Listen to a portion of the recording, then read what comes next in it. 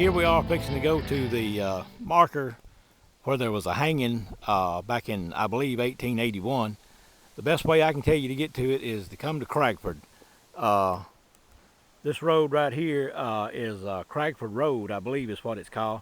Anyway, you come up Highway 77 north and you'll see Cragford Road, and you take this road, which is Cragford Road, and you come all the way to the cemetery here at Cragford, and there'll be a sign right here if somebody don't steal it between now and when you get here.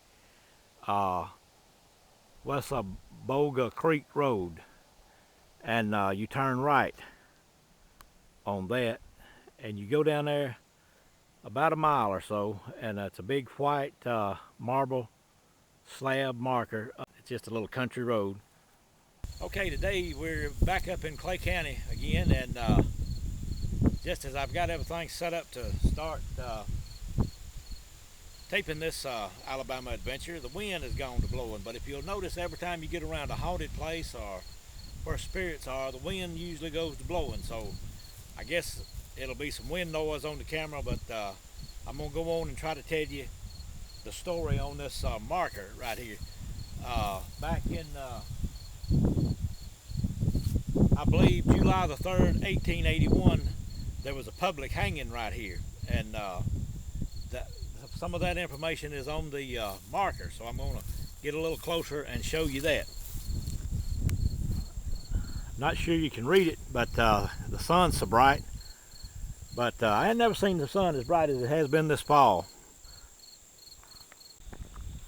Okay, I've tried to put a piece of cotton over the mic, and hope I don't get it in the camera lens, but I'm going to tell you what it says here. It says, "In memory of the tragic death of Ms.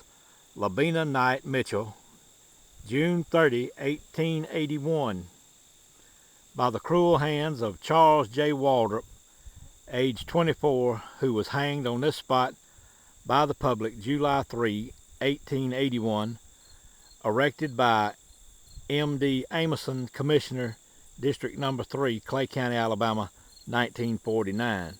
Now, as you can see, as with everything here in Alabama, somebody has to shoot it.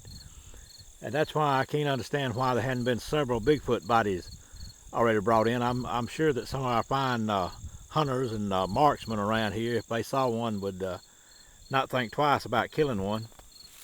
Right here you can tell where somebody had, well, as a matter of fact, you can see the round imprint left of the bullet that hit right there. It looks like it's been hit one time. This is no doubt silicaga marble is what this is made out of. It's what it feels like and what it looks like. Yeah, that would have to be silicaga marble. Of course, there's a couple other little chips here, and then there's one right there. But maybe the vandals can't completely tear it down before we get through with the video. But I do want to tell you the story on this marker, and I'm not exactly sure what all was here. I'm sure there was a tree. There's still a small tree, but I'm sure it's not the tree the guy was hanged in back in 1881. But I'll let you see the field back out here behind it. Now, the last time I was here has been several years ago, and all of this was forest land. It was wooded in here, and I was working at a place in Wadley shirt factory back in the late 70s, and a friend of mine lived up here in Clay County, close to where this marker is, and he's the one that told me about it and brought me up here for the first time and showed me what was going on, what had happened up here.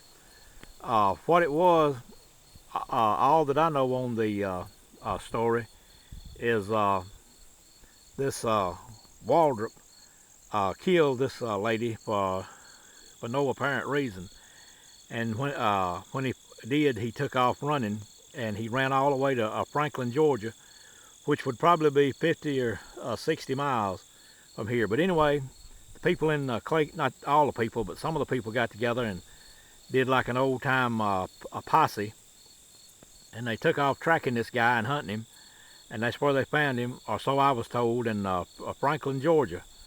And they had a little confrontation with him over there, and bottom line was they kicked his sorry ass and brought him back over here to hang him, and brought him across state line and everything else. And I'm sure they didn't get extradition papers or go to the governor or ask anybody else. They just did what had to be done back in those days, and that's the way things should be done now. But anyway, that's my opinion, and we won't get off on that today. But anyway, I'll finish the story, or so the way that I was told, some about 30 years ago now. Well, maybe a little longer than that.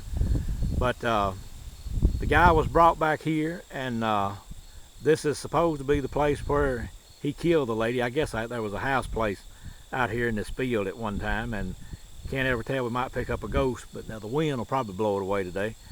But anyway, somewhere right out here was where he killed her, and they brought him back here and threw a rope over a good tree limb and hanged him right here on this spot. And it's just another place right here in east central Alabama that you might want to visit sometime. There's really nothing much around here. Let me show you the road coming into it, right up that way, and then let me swing back around, back across here, back on down around this curve. I saw one house with some cars and a boat in the yard. Right on around it was all I saw. It's back out in the country here in Clay County. It's kind of down below the Harris Dam, and also below the gold camp. And a lot of paranormal activity happens up here in this particular part of the area. About 2 years ago, I had a report of 2 Bigfoot spotted near the gold camp. And then about a month ago, I had somebody else to tell me that that's what they thought had walked up on them one night while they were camped out up there. Was another Bigfoot, or it could have been a ghost. You never can tell. But anyway, this was a quick little adventure we got into this afternoon, and I hope you enjoyed hearing about it.